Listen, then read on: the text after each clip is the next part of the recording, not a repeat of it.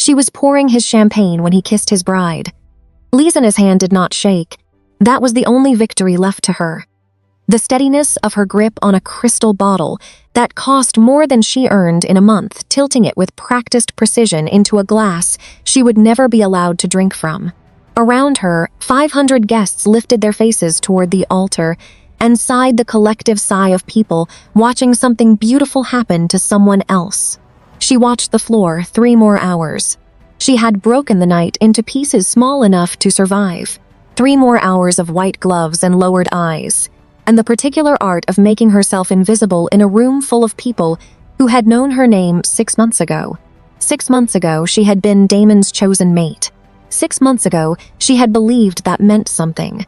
The applause broke across the ballroom like a wave, and Lena moved, refilling, collecting, bending, retreating, because movement was the only thing keeping her from feeling the full weight of what she had agreed to walk into. She needed the money. She had told herself that so many times it had stopped sounding like a reason and started sounding like a confession. You need the money. You are here because you need the money, not because some broken part of you needed to see it to believe it. She was crossing behind the head table when Damon turned. Their eyes met. His held nothing. Not cruelty, not guilt, not even the decency of discomfort, just nothing. The blank, brief glance of a man who has already closed a chapter and moved on to the next. She was furniture. She was the girl who poured the wine. She dipped her head and kept walking. She did not see the 2 men who had been watching her from the far end of the room since the moment she walked in. She did not see the way the taller one leaned toward his brother and said something low, something that made them both go very still. She did not feel the shift in the air, the way the temperature of the room seemed to drop 2 degrees.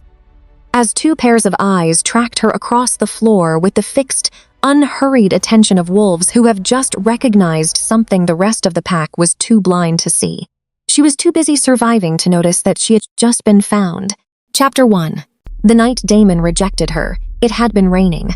Lena remembered that detail with the kind of precision that only humiliation produces, the smell of wet stone and pine through the open pack hall windows, the cold that had crept under the collar of the dress she had worn because he told her once that blue was her color. She had stood in front of 200 wolves and heard the words come out of his mouth with the same casual ease of a man canceling an appointment. I, Damon Ashvale, beta of the Greywood Pack, hereby withdraw my claim. The bond is dissolved. 7 words. The mate bond, that golden thread she had felt coiling around her heart since the night of her first shift, warm and constant as a heartbeat, went cold in her chest like a coal dropped in water. She had felt it die. That was the part no one talked about. She had discovered in the months since. People spoke of rejection as a wound. They did not tell you it felt like an amputation. Like something that had been part of your body since birth was simply removed. She had not cried. Not in that hall, not in front of those faces. She had walked out with her spine straight and her jaws set, and she had saved the falling apart for the forest, alone, where the trees didn't have eyes. That had been 6 months ago. The money had started 3 months ago, when her landlord, a cousin of Damon's, as it happened, had doubled her rent with a letter that didn't bother pretending it wasn't what it was.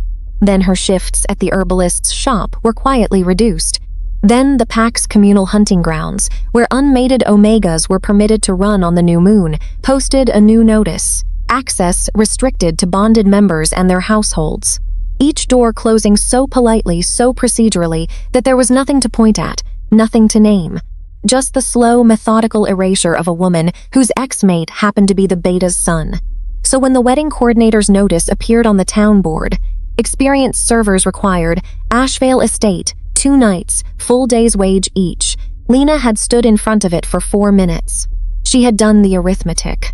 She had thought about the heating bill and the 3 bottles of wolfsbane tincture her mother needed for her joints every month, and the specific dignity of a woman who refuses to be pushed into destitution quietly. She had written her name on the list. She had not known until she arrived and saw the estate blazing with white flowers and silver light that the wedding was Damon's. Or perhaps some part of her had suspected and chosen not to examine it too closely. Either way, she was here now, white gloves, silver tray. the particular armor of a servant's uniform, which rendered you functionally invisible to everyone in the room who mattered. She had been managing it. That was the word she used in her own head. Managing. Moving through the ballroom with her tray and her careful eyes and the internal rhythm she had developed. Don't look at the altar. Don't look at the bride. Don't look at him, like a map of safe routes through a burning building. The bride's name was Kasara. Lena knew this because the pack had spoken of nothing else for 2 months. Kasara Vane, daughter of the Northmere Alpha, golden-haired and high-born and everything the Alliance required. She was beautiful in the way of women who have never been made to feel otherwise. Openly, easily, without the armor of someone who had earned it. She laughed at her own wedding with her whole chest. She touched Damon's arm with the careless ownership of a woman who has never had something she wanted taken from her. Lena watched none of this. She watched trays and glasses and the efficient geometry of service, and she was doing well. She was managing, until the moment she turned from the side table with a fresh tray and found herself face to face with Damon's mother. Morella Ashvale looked at Lena the way one looks at a stain on a good tablecloth. Not with hatred. Hatred would have implied she still mattered enough for it. With a faint, composed distaste, her eyes dropped to the tray, then back up. "I wasn't sure you'd actually come," she said quietly, not loudly enough for anyone else to hear. That was Morella's particular skill. She always kept her cruelty conversational. "I'm working," Lena said. "Yes," a pause, precise as a blade. "You are." She moved away. Lena stood for exactly 3 seconds. She counted them, and then she moved too, because the alternative was standing still long enough for the full meaning of that exchange to land, and she could not afford to let it land. Not here. Not in white gloves, in the middle of Damon's wedding, with 2 more hours left on the clock. She was turning toward the far end of the ballroom when she registered them. Not consciously at first. Just an awareness, a change in the room's atmosphere, the way you feel a weather shift before you see clouds. A stillness that had no business existing in a room with a live quartet and 500 guests and champagne being poured in 4 corners simultaneously. She glanced up without meaning to. They were standing near the eastern arch. 2 men, identical in height, in the set of their shoulders, in the quality of their stillness, which was not the stillness of men at rest, but of men who had simply decided not to move yet. Both dark-haired. Both dressed without ornamentation in black that was clearly expensive, precisely because it needed no decoration. They were not watching the wedding. They were not watching the bride or the groom or the spectacle of alliance and silver flower arrangements that had consumed every other set of eyes in the room. They were watching her. Lena looked away immediately. Her heart had done something strange. Not the hollow ache she associated with Damon, but something sharp and sudden, like a finger pressed into a bruise she hadn't known was there. Staff, she told herself. They're probably security. The Ashvale estate had hired outside for an event this size. She did not look back. She did not notice that neither of them had looked away. At the head table, Damon rose to give his toast. The room gathered itself, glasses lifted, faces turned. In the warm, applauding silence of 500 wolves celebrating a union, Lena stood at the edge of the room with a tray against her hip. She was so focused on not feeling anything that she missed the moment the taller of the 2 men said something quietly to a nearby estate steward. A brief exchange, barely 3 sentences, and watched the steward go pale. She missed the moment the steward crossed the room to the event coordinator, and the coordinator's face changed. She missed all of it. She was managing. She was surviving. She was almost through. She had no idea the night was only just beginning. The summons came disguised as a reassignment. The coordinator, a brittle woman named Sepha, who had spent the evening treating the serving staff like furniture that occasionally needed repositioning, appeared at Lena's shoulder between the toast and the first course with the clipped urgency of someone delivering news she didn't fully understand. "You're being moved," Sepha said. "Head table service. Private wing corridor after the meal." Lena turned to look at her. "I was assigned the East Terrace. You've been reassigned." Sepha's eyes didn't quite meet hers. "Requested, specifically, by the guests in the East Arch." A beat of silence. "I don't know who they are," Sepha added, and something in her tone suggested this bothered her considerably more than she was willing to admit. But they're not staff, and when I checked the guest registry, she stopped, pressed her lips together. Just go, don't keep them waiting. Lena thought about refusing. The thought lasted approximately 2 seconds before the arithmetic reasserted itself. The heating bill, the tincture, the rent, and she picked up a fresh tray and crossed the room. They were still standing where she had first seen them, which struck her as strange. Everyone else had moved, shifted, gathered into the warm social clusters that formed at weddings like tide pools. These two had not moved at all.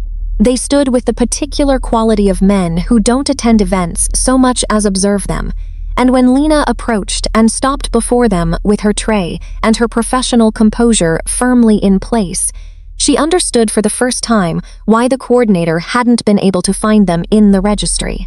You did not put men like this in a registry. Registries were for guests. These men felt like something else entirely, something older than the social ritual of invitation and attendance. Up close, the resemblance between them was extraordinary, not just in feature, but in the specific quality of their attention, which was complete and unhurried, and gave her the deeply unsettling impression that both of them had been watching her long enough to have formed opinions. The one on the left, fractionally broader across the shoulder, a thin scar crossing his jaw that did nothing to diminish the overall impression of someone carved rather than born, spoke first. "You've been on your feet for 4 hours." It was not a question. It was an observation delivered in the tone of a man noting a fact he found mildly unacceptable. Lena kept her expression neutral.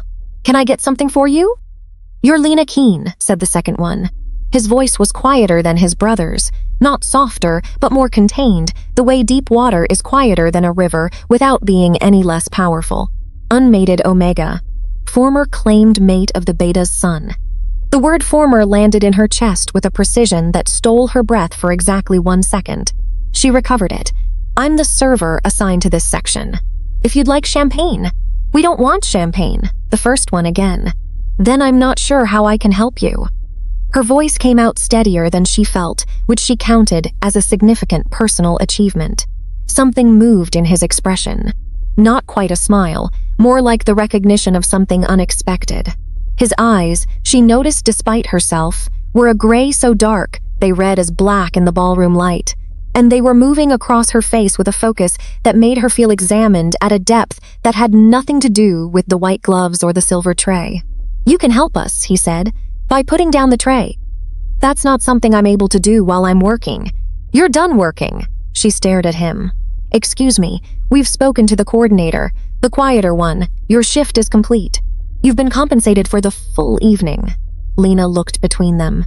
Every instinct she had, and 6 months of systematic diminishment had sharpened her instincts considerably, was sending signals she couldn't fully interpret. Not danger, not exactly, something more complicated than danger. Something that felt absurdly and inappropriately like the distant echo of the mate bond pull she had felt only once before, except that had been one thread, and this was... She shut the thought down hard. "I don't know who you are," she said. "No," said the first one. "You don't. Then you'll understand why I'm not inclined to simply... Lena." Her name in his mouth stopped her. Not because he'd raised his voice, he hadn't. Because the way he said it carried the precise weight of someone who had been given that name and decided, privately, to keep it. She had never heard her own name sound like that. Like a decision. She stood very still. "My name is Calum," he said. "This is my brother Riven. We are the twin kings of the Ashen Throne." A pause. "And we have been standing in this room for 2 hours, watching a pack of wolves treat their better like hired help at her own humiliation." The ballroom noise continued around them. Music, laughter, chime of crystal. 500 people celebrating, none of them paying attention to the exchange happening at the Eastern Arch, between a server in white gloves and 2 men who had just said something that made the floor feel slightly unsteady beneath her feet. Twin Kings of the Ashen Throne. She knew the name. Everyone in the northern packs knew the name. The Ashen Throne governed the 7 territories above the mountain ridge. Ancient authority, older than any single pack's lineage, the kind of power that didn't attend weddings so much as make the hosts of weddings spend weeks in anxious preparation hoping nothing went wrong. They were here. They had watched her all evening. And now one of them was looking at her with those two dark eyes and the expression of a man who had made up his mind about something and was simply waiting for the world to catch up. "Sit down," Calum said. "We'll have them bring you something to eat." "I'm not going to. You haven't eaten since this morning," he said it as simple fact. Not a guess, not presumption. Fact. "Sit down, Lena." She should have said no. Every reasonable, sensible, self-protective part of her understood that the correct response was to maintain her composure and her tray, and the careful distance she had built around herself like second skin since the night the mate bond went cold. She put the tray down on the side table. She did not fully understand why until much later, until she had turned it over many times in the quiet of her own mind.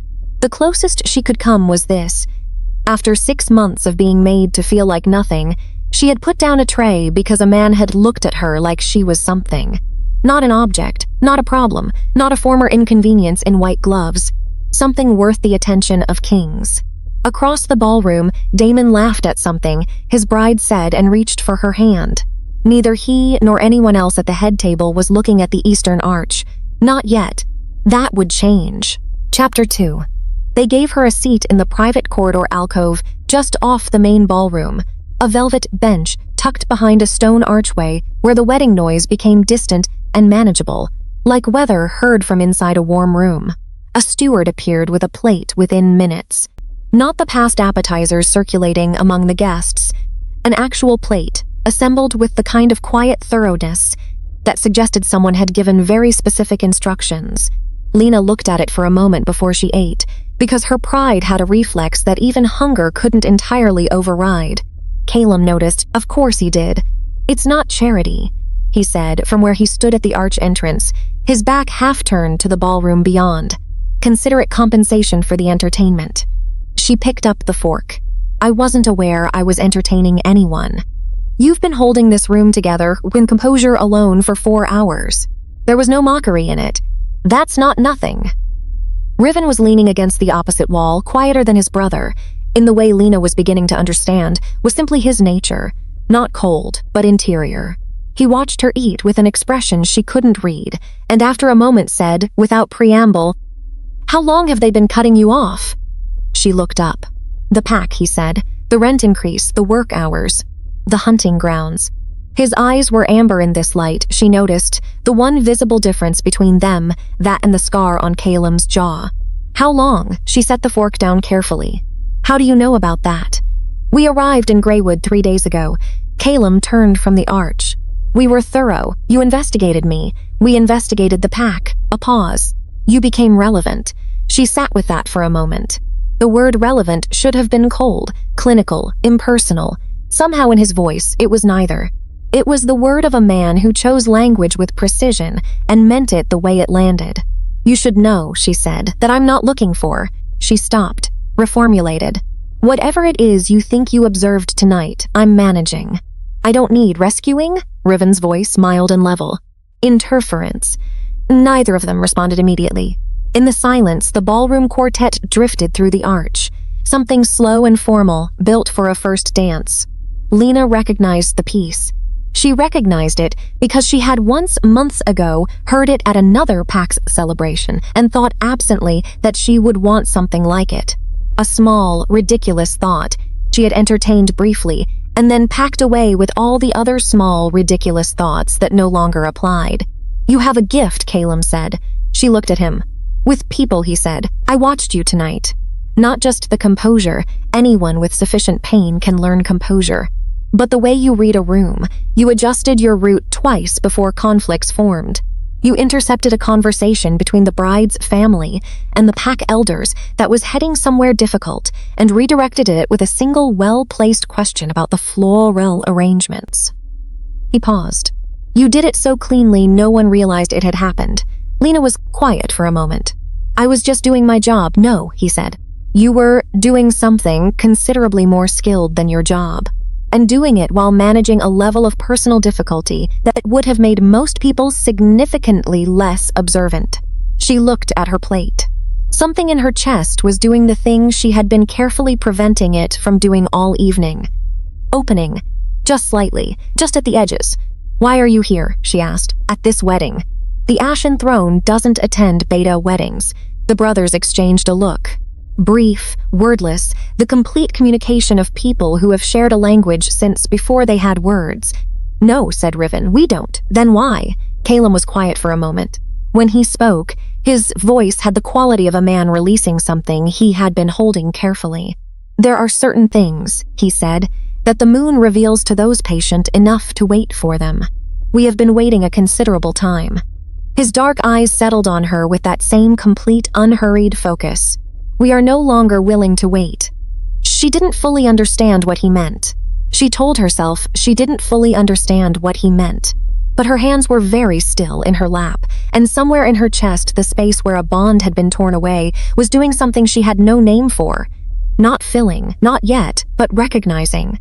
The way a room recognizes the approach of light before the door opens. From the ballroom, a wave of laughter crested and broke. Toasts, applause. The joyful, uncomplicated noise of an occasion no one in that room was suffering through except her. Was suffering through. She became aware, slowly, that suffering was not precisely what she was doing anymore. At the head table, Morella Ashvale leaned toward her son and murmured something. Damon's eyes moved across the ballroom, habitual, proprietary, the scan of a beta's son who had been raised to account for his territory, and stopped at the eastern arch. His brow drew together. He looked for a moment longer, then he pushed back his chair. Lena, seated in the corridor alcove with a half-finished plate and two kings at either side of the arch, did not know he was coming. She was in the middle of saying something to Riven about the herbalist trade routes in the lower territories, a conversation that had begun as deflection and become, somehow, genuinely interesting. And she was, for the first time in 6 months, not counting down the minutes until she could leave.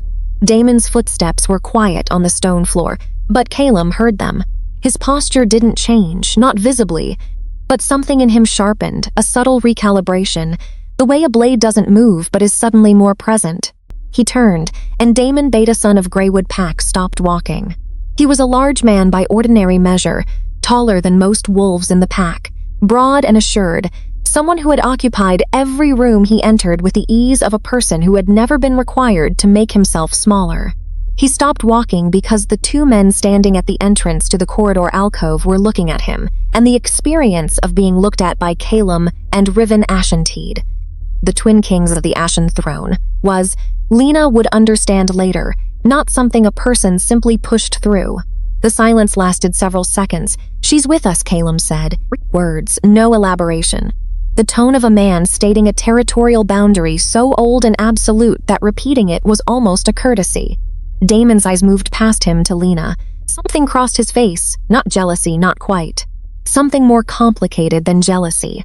The discomfort of a man who had discarded something and is confronted unexpectedly with evidence that the something had value. "Lena," he said, "I wasn't aware you knew." "She's with us," Riven said, two men. The same 3 words, the same absolute quiet. Damon stood in the corridor for another moment. Then he turned and walked back to his wedding. Lena watched him go. Then she turned back to her plate, and to the two men who had not moved, and to the conversation she had been having about trade routes, which waited for her exactly where she had left it. She ate the rest of her meal. She did not count the minutes. The trouble began, as trouble at weddings usually does, with someone who had drunk slightly too much and felt significantly too important. His name was Garrett Vane, the bride's eldest brother, broad across the chest and carrying the easy aggression of a man who had spent his entire life in a pack that deferred to his family name. He had been watching the corridor alcove from the ballroom for the better part of an hour, in the way of someone who found the image it presented. A server, seated, attended by unknown guests, architecturally incorrect. Things in Garrett Vane's world had proper arrangements, servers served. Unknown guests were identified and filed appropriately. Women who had been publicly rejected by their mates did not sit in private alcoves with the quiet ease of someone being treated well. He came with 2 of his father's wolves at either shoulder and a smile that had nothing friendly in it. "Interesting setup," he said, stopping at the arch entrance. His eyes ran over Lena with the particular inventory of a man assessing a disruption. Didn't realize the staff had reserved seating. Lena set her glass down. Around her, she felt Calum and Riven become very still. I was invited to sit, she said. By who? By us, Calum. Quiet as stone, Garrett's eyes moved to him. Something in his expression recalculated, a momentary flicker of uncertainty that his pride immediately suppressed. He didn't know who they were. Lena could see him deciding that not knowing didn't matter. That whatever they were at his sister's wedding, in his father's territory, and the ordinary rules of social hierarchy applied. He was wrong. She could have told him that. This is a private family celebration, Garrett said. Invited guests of the Ashvale and Vane families. I don't believe I've seen you on the registry. You haven't, said Riven. Then I'm going to need to ask you to. Garrett, the voice came from behind him. Morella Ashvale, appearing from the ballroom with the precise timing of a woman who had been monitoring the situation and calculated her moment of intervention. Her eyes moved across the alcove, took in the scene with rapid efficiency, and something in her expression changed. Subtly, but Lena saw it. A tightening, a reconsideration. Come away. I'm handling something. Come away. Her voice was still quiet, but it had an edge in it now that hadn't been there before. She had recognized something. Maybe the way Calum stood, maybe the way neither man had shifted an inch since Garrett's arrival. Maybe something in the quality of the silence they generated, which was not the silence of men being patient, but of men who had decided the situation did not yet require their full attention. Garrett looked between his mother-in-law and the two men. His pride pushed back against the retreat his instincts were recommending. Then Calum looked at him, just looked, nothing else. No movement, no raised voice, no shift in posture. Just the full, direct, unhurried attention of a man who governed 7 territories and had, at some point in his life, made peace with the distance between what he was and what most people thought they were. Garrett left. He didn't hurry, but he left. Morella lingered a half-second longer. Her eyes fell on Lena with an expression Lena had never seen on her face before. She had a full catalog of Morella Ashvale expressions, collected over 2 years of being considered not quite good enough, and this one was new. It was not kindness. It was something more uncomfortable than kindness. It was reassessment. Then she was gone too. Riven exhaled through his nose. Not quite a sound, barely a breath. Your pack, he said, to no one in particular. They're not my pack, Lena said quietly. He looked at her. No, he said. They're not. She understood in that moment that this was not a casual statement. It was the kind of sentence that meant something specific in pack law, the kind that had weight and implication and consequence, the kind that once spoken by certain voices could not be unsaid. She looked at Calum. He was watching her with the expression she was beginning to recognize as his version of patience, which was not passive but very much a choice, the deliberate holding of something large and certain at a measured distance. You came here for me, she said. It wasn't quite a question. He didn't answer immediately. The ballroom beyond them had shifted into dancing, the floor clearing, the music changing register, warmer and more rhythmic. Through the arch, she could see couples moving, the bride's white dress catching light, the ordinary beautiful machinery of a celebration grinding forward. There are things, Calum said finally, that cannot be explained quickly. Things that would sound, said plainly right now, like more than you're ready to receive. Try me, she said. Something moved behind his eyes. That almost smile again, the recognition of something unexpected in her, the same thing she had seen in the first minutes. As though she kept doing things he hadn't predicted, and he found this privately, worth noting. Not here, he said. Not tonight. Then when? When you're not in a corridor at your ex-mate's wedding with champagne drying on your gloves. She looked down at her hands. Her gloves. The gloves she was still wearing because she hadn't thought to take them off, because she had been in serving mode since she arrived, and it had become structural. She peeled them off, slowly, folded them on the seat beside her with a deliberateness that felt, she couldn't say why, like something more than removing gloves. Like taking off a costume. Like deciding she was done performing a version of herself this room had required. Tomorrow, Calum said, we're staying at the Greywood Lodge. Come at noon. She should have said she'd think about it. She should have said she had prior commitments, that she would consider the invitation, that she needed more information before she agreed to anything. All right, she said. At the head table, Damon was dancing with his bride. He was good at it. graceful, attentive, the picture of an alpha-line beta making a match well. Around them, the pack exhaled with the satisfied warmth of people, watching the right things happen to the right people. Not one of them was looking at the corridor arch. Not one of them saw the moment Riven reached forward and lifted Lena's folded gloves from the bench beside her, not touching them, just moving them slightly aside to make room, and how this small gesture, this ordinary, unremarkable act of making space, undid something in her chest that 6 months of systematic cruelty had been carefully constructing. She said nothing. She didn't need to. Riven knew. Calum knew. They had been watching long enough to know. Chapter 3. She went to the lodge at noon. She had told herself in the quiet of her small house the night before that she was going because she was practical, and the kings of a 7-territory throne represented leverage she would be foolish to ignore. She had told herself it was strategic, sensible, the intelligent move of a woman who had been systematically cornered and was now, unexpectedly, being offered a door. She knew, somewhere beneath the practicality, that this was not entirely true. She knew because she had slept differently. Not better, not worse, but differently. As though something that had been held rigid in her for 6 months had been granted permission in the small hours of the morning to shift slightly. She arrived at noon. They were both there, which she had half expected, and they had arranged the lodge's main room with the kind of thoughtful simplicity that suggested someone hadn't anticipated her need for nothing that felt like performance or formality. A fire, 2 chairs, and a settee positioned without the hierarchical arrangements of a formal meeting. Tea, which she had not asked for, and which was exactly the temperature she would have chosen. It was, she thought, the behavior of men who paid attention. They talked for 3 hours. Not about the throne at first, about her. About the herbalist work she had done since the territory's licensed practice had stopped taking Omega apprentices 6 years ago. How she had learned anyway. Through the older women who traded in the outer villages, through books borrowed and copied by hand, through the patient accumulation of knowledge in the margins of a life that kept trying to reduce her to its edges. About the community she had quietly built in those margins, the unmated Omegas who brought their children to her, the elderly wolves who couldn't afford the licensed practitioners, the network of careful, unglamorous care she had woven into the lower territory. Like a root system, no one official had noticed because no one official had looked. Calum listened the way he did everything, completely, without the restless energy of someone waiting for their own turn to speak. Riven asked questions, good ones, the questions of someone who was building a map.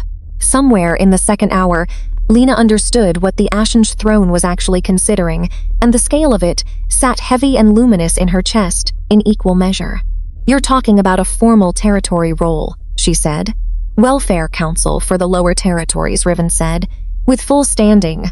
Legal authority to investigate and address pack conduct affecting unmated and low-rank wolves. A pause. It's a position that has been vacant for 11 years because we have not found someone who understands the territory from the inside. She looked at them both. Why me? Because you've been doing the work without the authority, Calum said. For years. In a pack that punished you for it. His eyes held hers. We don't need to teach you the job. We need to give you the standing. The fire settled. Outside, the lodge grounds were winter pale and still. She thought about Morella Ashvale's face last night, that flash of reassessment. She thought about the rent letter and the restricted hunting grounds, and the 37 unmated Omegas in the lower territory who brought their children to her kitchen table because there was nowhere else. She thought about Damon's eyes meeting hers across the ballroom. Nothing in them. There's something else, she said. The brothers exchanged their brief, wordless look. The mate bond, she said carefully. What happened last night? What I felt, neither of them looked away. Yes, Calum said simply.